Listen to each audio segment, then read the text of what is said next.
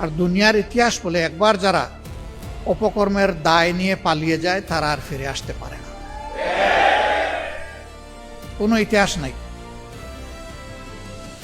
বাংলাদেশে এখন সেই ন্যারেটিভ তৈরি করার জন্য পরিকল্পিতভাবে ফ্যাসিস্টদের যারা দূষর তারা এখন নেমে পড়েছে।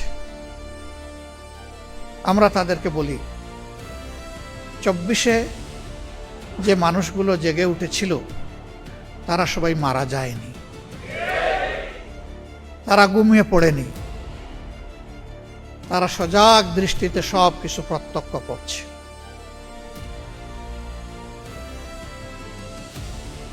মূল যুদ্ধের আগে বাহিনী তৈরি হয়, তাদের কসরত করতে হয়, রিহার্সেল দিতে হয়। এরা যেন 24-কে ফাইনাল যুদ্ধ মনে না করে। এটা ছিল ফাইনাল যুদ্ধের রিহার্সাল। কারণ 24-এর পরে আমরা মনে করেছিলাম ফেসিবাদের যে পঙ্কিলতা, যে ময়লা, যে আবর্জনা যুগ যুগ ধরে তৈরি হয়েছিল তা এখন পরিষ্কার হয়ে যাবে।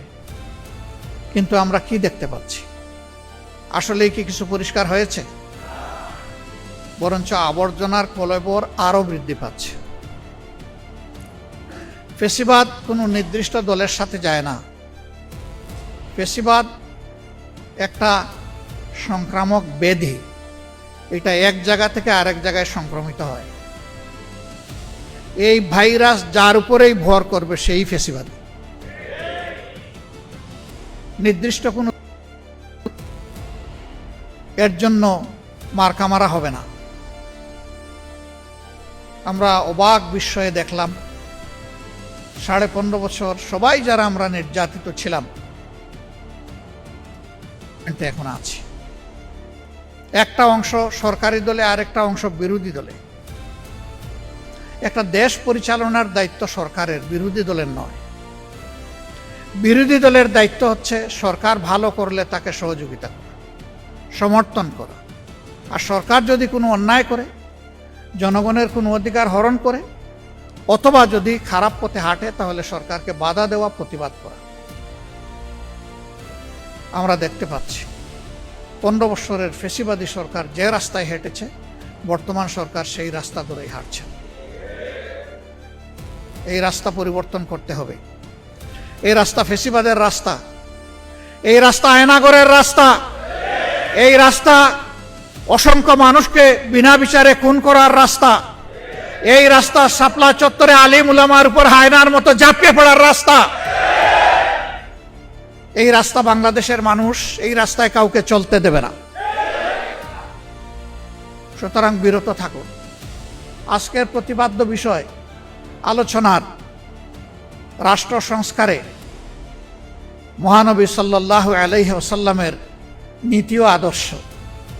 এই আদর্শ রাসূল করিম সাল্লাল্লাহু আলাইহি ওয়াসাল্লামের নিজের তৈরি নয়।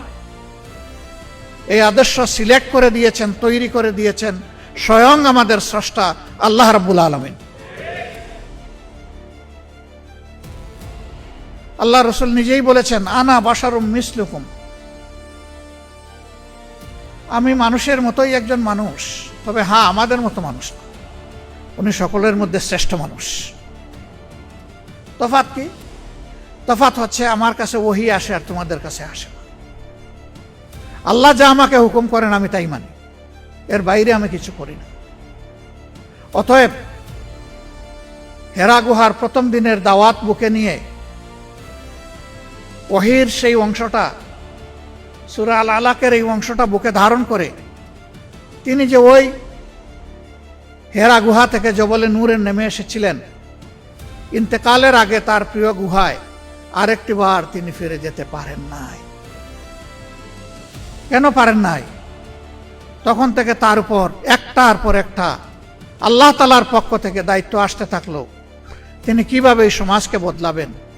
কোন সমাজ? যেই সমাজটি মানুষকে মানুষের স্তরে রাখে নাই, পশুর চাইতে আরো নিকৃষ্ট স্তরে নিয়ে গিয়েছে।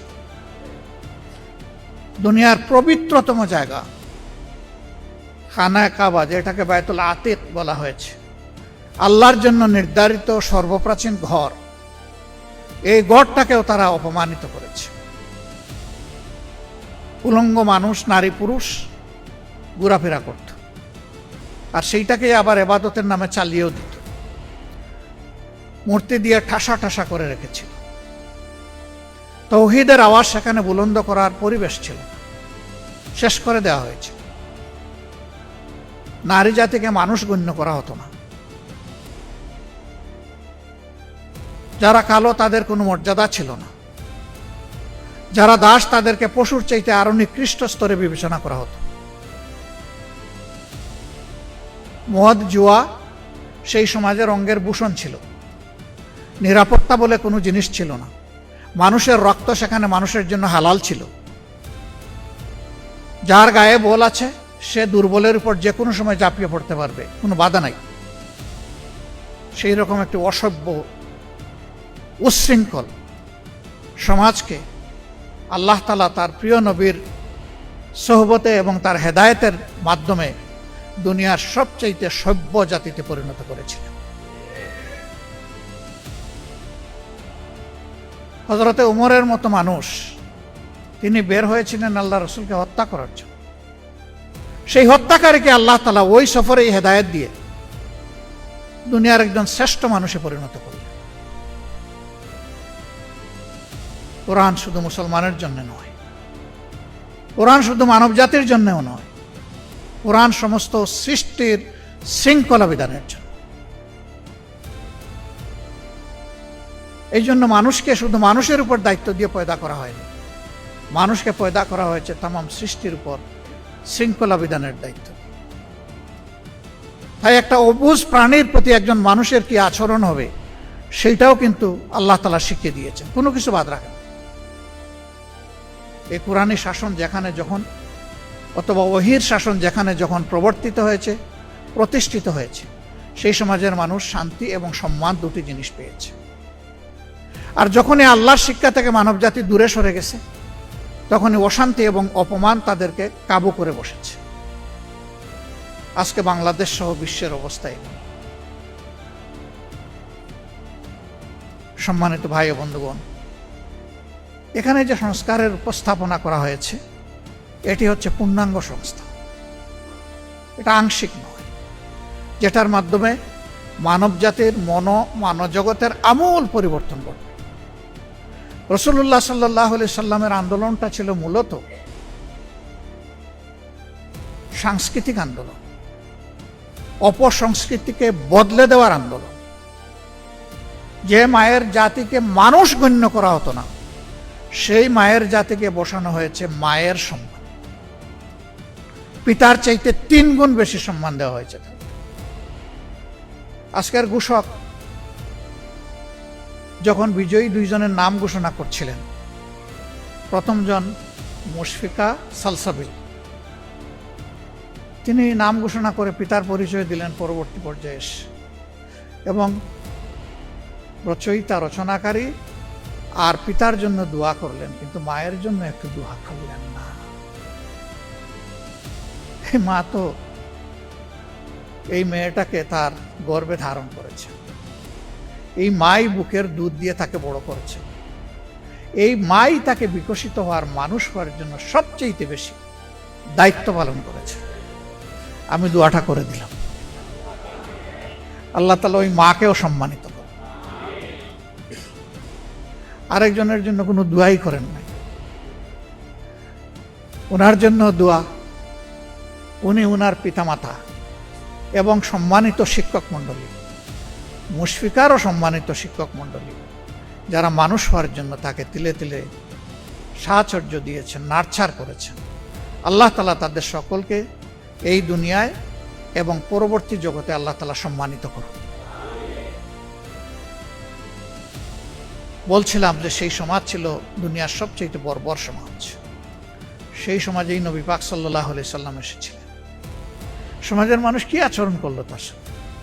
এত বড় একটা নিয়ামত তারা পেল, জানলো, বুঝলো, তারপরে তার সাথে শত্রুতা করল, ভয়ঙ্কর শত্রুতা। তাকে জেলে পুরেছে, শেষ পর্যন্ত তাকে হত্যা করারও সিদ্ধান্ত নিয়েছে। দফায় দফায় তার উপর শারীরিক আক্রমণ হয়েছে। আল্লাহ তাআলার ইচ্ছায়, নির্দেশে, ব্যবস্থাপনায় শেষ পর্যন্ত তিনি আপন জন্মভূমি ত্যাগ করলেন চোখের পানি ফেলে ফেলে। হায় মক্কা, হায় কাবা, তোমার সন্তানেরা আমাকে থাকতে দিল না বলেই তিনি মদিনায় প্রবেশ করেছিলেন। এই মজলুম মানুষটি আল্লাহ তাআলার সাহায্যে বিইজনিল্লাহ যখন মক্কায় ফিরে আসলেন, আল্লাহ তাআলা তাকে বিজয়ীর বেশে ফিরে আনলেন। তিনি বিজয়ী সমরনায়ক হিসাবে ফিরে আসলেন, যিনি আল্লাহর ইচ্ছায় তার শত্রুদের চোখে ধুলা দিয়ে ফাঁকি দিয়ে মক্কা থেকে মদিনায় হিজরত করেছিলেন। এমনকি রাস্তায় বিশ্রাম নিতে গিয়ে গুহায় আশ্রয় নিতে হয়েছিল। আর সেই গুহার একেবারে তলা পর্যন্ত না হলেও মুখ পর্যন্ত পৌঁছে গেছিল তার খুনিরা, হত্যাকারীরা। তার সঙ্গী, সেই কঠিন সময়ের সঙ্গী, প্রিয় বন্ধু এবং পরবর্তী পর্যায়ে শ্বশুর হযরত আবু বকর সিদ্দিক রাদিয়াল্লাহু তাআলা আনহু কেঁপে উঠলেন, চোখ ছলছল করে উঠল। জিজ্ঞেস করলেন, কি হয়েছেন? তিনি বললেন, ভয় পাচ্ছি। কেন ভয় পাচ্ছ? শত্রুদের পা দেখা যাচ্ছে। আল্লাহ রসুল, আমি আমার জীবনের জন্য নয়, আল্লাহ নবীর জীবনের জন্য ভয় পাচ্ছি। রাসূল করিম সাল্লাল্লাহু আলাইহি সাল্লাম শান্ত, সৌম্য, দৃঢ় মানসিকতা নিয়ে মিষ্টি হেসে বললেন, আবু বকর, সেই দুই ব্যক্তি সম্পর্কে তোমার কি ধারণা যে দুইজনের সাথে স্বয়ং আল্লাহ আছেন?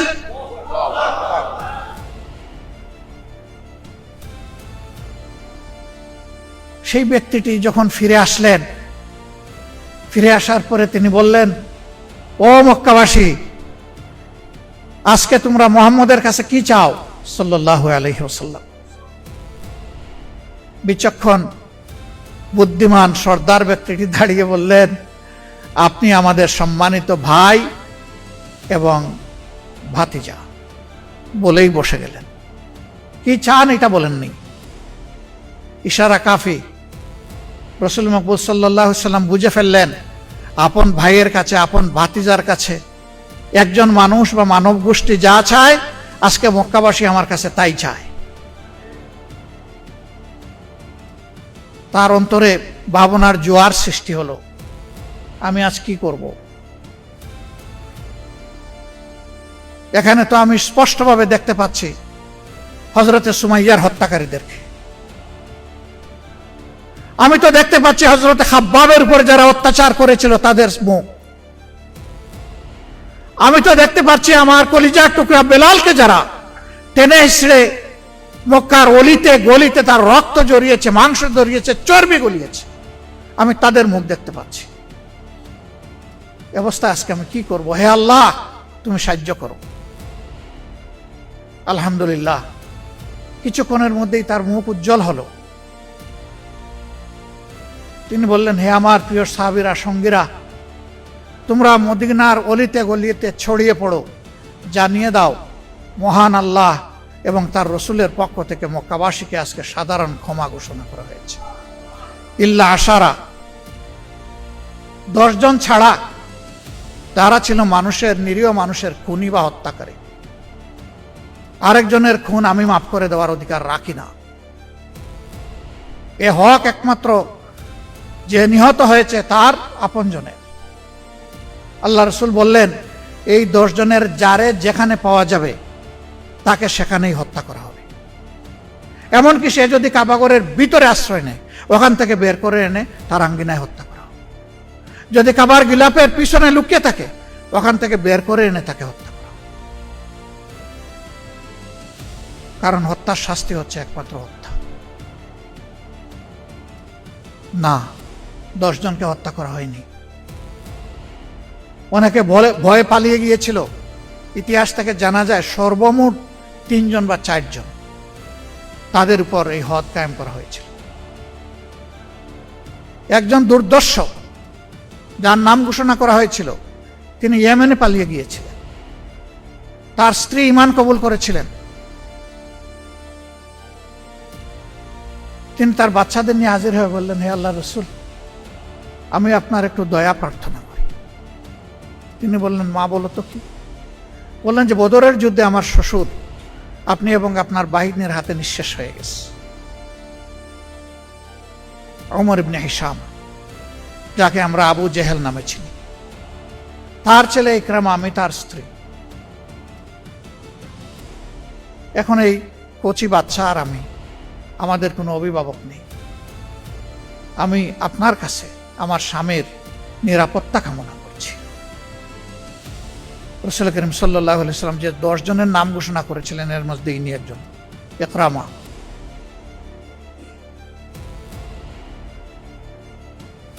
আল্লাহ রাসূল কিছু সময় নিয়ে বললেন, একজন মা হিসাবে তোমাকে সম্মান করলাম এবং তোমার অনুরোধ মঞ্জুর করলাম। ইকরামাকে ক্ষমা করে দেওয়া হলো। স্ত্রী গেলেন তাকে নিয়ে আসতে, বলে আমি যাব না। কেন যাব না? মুহাম্মদ সাল্লাল্লাহু আলাইহি ওয়াসাল্লাম তো নিরাপত্তা দিয়েছেন। তুমি পাগল? আমাকে পাইলে মুহাম্মদ রাখবে? টুকরা টুকরা করেছে। স্ত্রী তখন শক্ত হয়ে বলল, অসম্ভব, তোমরা মুহাম্মদের নামে অনেক কিছু বলেছ সাল্লাল্লাহু আলাইহি ওয়াসাল্লাম, কিন্তু তোমরা বলতে পারোনি জীবনে কখনো তিনি মিথ্যা কথা বলেছেন। তোমরা বলতে পারোনি কারো সাথে ওয়াদা দিয়ে তার বরখেলাফ করেছেন। আমার নিজের কানে আমি তার সেই ওয়াদার কথা শুনেছি। তোমাকে আমার সাথে যেতেই হবে, আর যদি তুমি না যাও তাইলে তোমার আমার সম্পর্ক এখানে এসপার ওসপার। স্ত্রীর দৃঢ়তায় স্বামী ফিরে আসলেন। এসে তিনি ঈমানও কবুল করলেন, বায়াতও নিলেন। তার যোগ্যতাকে রাসূল করিম সাল্লাল্লাহু আলাইহি ওয়াসাল্লাম মূল্যায়ন করলেন। কাতেবে ওহী হিসাবে তিনি নিযুক্ত হলেন। হাদিসের নির্ভরযোগ্য সাহাবী হওয়ার সৌভাগ্য অর্জন করলেন। যুদ্ধের ময়দানে অস্ত্র হাতে নিয়ে অংশগ্রহণ করলেন। যুদ্ধের ময়দানে সেনাপতি হিসাবে যুদ্ধের ঝান্ডা ধারণ করলেন, আর সেই অবস্থায় তিনি শাহাদাত বরণ করলেন। ইসলাম মহত্বের ধর্ম, সমন্বয়ের ধর্ম, ইসলাম ঐক্যের ধর্ম। যারা ইসলামের বিরুদ্ধে প্রপাগান্ডা করে তারা মিথ্যা বলে। ইসলাম ছাড়া দুনিয়ায়, আধুনিক দুনিয়ায় কোনো আদর্শ মানুষকে শান্তি দিয়েছে এর কোনো প্রমাণ কেউ দিতে পারবে না। বরঞ্চ সর্বত্র দুর্বলের উপর সবলের অত্যাচার দিন দিন বেড়েই চলছে। এটাই দুনিয়ার বাস্তবতা। এই বিশ্বকে যদি শান্তির দিকে ফিরে আনতে হয় তাহলে ওই সংস্কারটা লাগবে, যেই সংস্কার আল্লাহ তাআলা তার প্রিয় নবী মুহাম্মদুর রাসূলুল্লাহ সাল্লাল্লাহু আলাইহি সাল্লামের মাধ্যমে মানব সভ্যতায় করেছিলেন। আমরা ওই সংস্কারের জন্য তৈরি হচ্ছি। আমাদের ঈমান দুর্বল হতে পারে, আমাদের প্রস্তুতির ঘাটতি থাকতে পারে, আমরা স্বয়ং দুর্বল হতে পারি, কিন্তু যার হাতে সমস্ত কুদরত কুওয়াত তিনি দুর্বল নন। ইন্নাহু আলা কুল্লি শাইইন কাদির। আমরা সেই মহান কুদরতের উপর ভরসা রাখি, আমরা মুতাওয়াক্কিল। যেমন আফম খালেদ হুসাইন সাহেব বলে গেলেন যে তিনি আস্থাশীল, এই সমাজ বদলাবে। আমিও তার সাথে একাত্মতা ঘোষণা করে বলছি, আমরা গভীরভাবে আস্থাশীল, এ সমাজ বদলাবে ইনশাআল্লাহ। এখন আমাকে নিয়ে না আমাকে বাদ দিয়ে, সেটা হচ্ছে প্রশ্ন। যদি এই পরিবর্তনের অংশীদার আমরা সবাই হতে পারি, আমরা সৌভাগ্যবান। আর যদি কেউ না হতে পারি, আমি দুর্ভাগ্যবান, কিন্তু সমাজ বদলাবে ইনশাআল্লাহ তাআলা। আমরা সেই লক্ষণ চতুর্দিকে দেখতে পাচ্ছি, সারা বিশ্বে আমরা দেখতে পাচ্ছি। যখন দুর্বলরা আল্লাহর উপর ভরসা করে দাঁড়িয়ে গেছে, আল্লাহর সাহায্য অবধারিত তাদের জন্য হয়ে গেছে। আমরা সেই আল্লাহর উপর ভরসা রাখি। সেই পরিবর্তনের জন্যই আসুন সবাই মিলে আমরা সমবেতভাবে প্রস্তুতি নেই একটা মানবিক সমাজ গড়ার জন্য, যেই সমাজে প্রত্যেকটি মানুষের মানবিক মর্যাদা প্রতিষ্ঠিত হবে, নারী পুরুষ নির্বিশেষে। মদিনার সনদের কথা আজকের আলোচনায় এসেছে। এর সাথে শোনায় সুহাগা হতো যদি বিদায় হজ্জের ভাষণের সারবস্তু এখানে সংযোজিত হতো। তবে যেহেতু সংস্কারের সাথে বিষয়টা রিলেট করে, এই জন্য সম্ভবত এটাকে হাইলাইট করা হয়েছে। যেখানে কালো আর দল, যেখানে আশরাফ আর আত্রাফ, যেখানে আরব আর আজম, সব কিছুকে আল্লাহ রাসূল পায়ের তলায় ফেলে দিয়েছিলেন, সেই বিশ্বটাই আমরা দেখতে চাই। আল্লাহ তাআলা ওই বিশ্বটা আমাদেরকে দান করুন। এবং প্রিয় বাংলাদেশ, কোরআনের আলোকে আল্লাহ তাআলা রাঙিয়ে দিন, যেখানে দল মত জাতি ধর্ম নির্বিশেষে সমস্ত মানুষ শান্তি পাবে এবং নিশ্চিত নিরাপত্তা ভোগ করবে, যেখানে জাস্টিস সবার জন্য এবং সমান হবে, কারো জন্য এটি আর কারো জন্য ওটি হবে না, সবার জন্য সমান হবে। সেই দেশটাই আল্লাহর দরবারে আমরা, মহান আল্লাহর দরবারে আরজ করছি, আল্লাহ যেন আমাদেরকে সেই দেশটাই দান করেন।